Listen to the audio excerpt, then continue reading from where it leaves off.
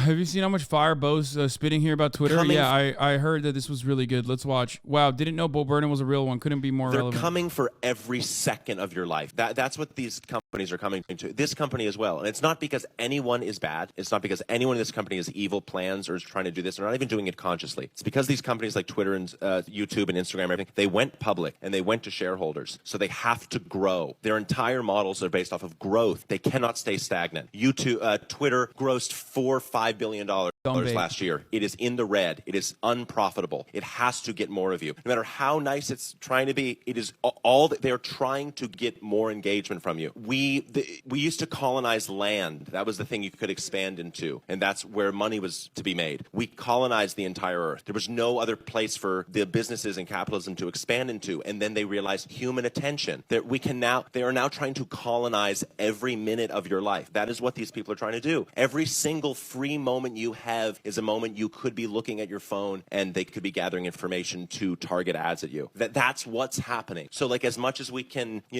have really good conversations and try to humanize the conversations, the like mechanism of the business is rolling towards that just because of the market. So like it's coming. It's coming for every free second you have. And that's dark. That's really, really dark and scary. And for someone like me, I grew up a little bit on the internet. And I felt the repercussions of it. I suffer from anxiety. So I know where it leads. And I'm saying, like, you don't want this. Trust me. Like, you're not going to feel good about yourself. And you know it. The kids know it. Like, wait, isn't Elon pointing out that he thinks it's hypocritical of left-wing political figures that support socialism, I think at least, for selling merch? What the why would that be hypocritical? Not sure if Elon selling merch is relevant unless he proposed similar ideas. Brother, why would commerce be hypocritical for socialism? What do you think socialism is? Do you think socialism is when you have no clothes? Also, he circled the price. He's saying, oh, socialist, look at how high the prices are for your hoodie, which is already stupid. What do you think socialism is? Is socialism when we're nude? Or is socialism when we don't have division of labor? Is socialism when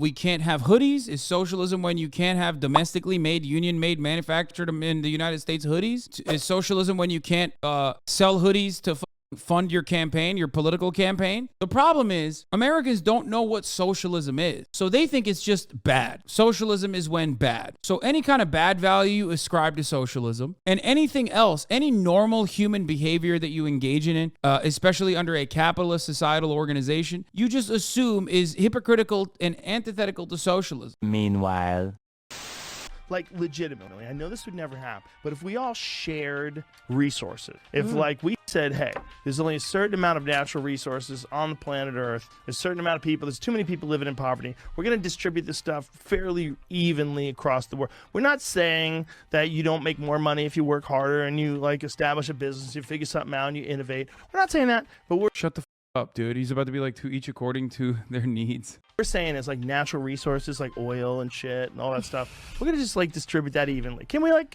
agree to disagree that like all our problems we have with religion, wait a minute, socioeconomic policies, all these different things, like at the very least, socialism? we all have the earth. No, that's literally what it is. This is like the foundational principle behind Marxist thought. That's insane. He just like described, and it down to the lack of like the equality of outcome principle, which is like a totally made up thing that couldn't really even exist in the real world regardless. Like, you work harder, you get paid what you worked is absolutely one of the Marxist principles, okay? No, the earth. Like, no one should own the blood of the earth. What's oil? It's the blood of the earth. They're sucking blood out of our mothership. Sure. And we are like, listen, it's all happens to be in Oklahoma, and you got to poison the well to get it. You know? Whether it's everything he just mentioned is straight up directly Marxist. What's happening here? Fracking or anything else. Like, that should be everybody's. What the f? Yeah, once you take enough right turns, you end up turning left. You know what I mean?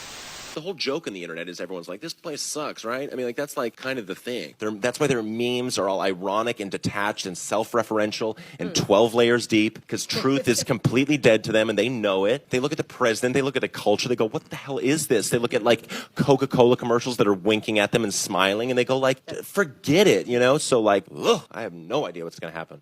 This dude has the largest head on the planet, dude. It's crazy. It's like we're built as like exact opposites. Like, his head was supposed to be on my shoulders and mine and we're supposed to be on his. He's very tall too. It's crazy to me. Like we literally, if we swapped heads, it would make sense.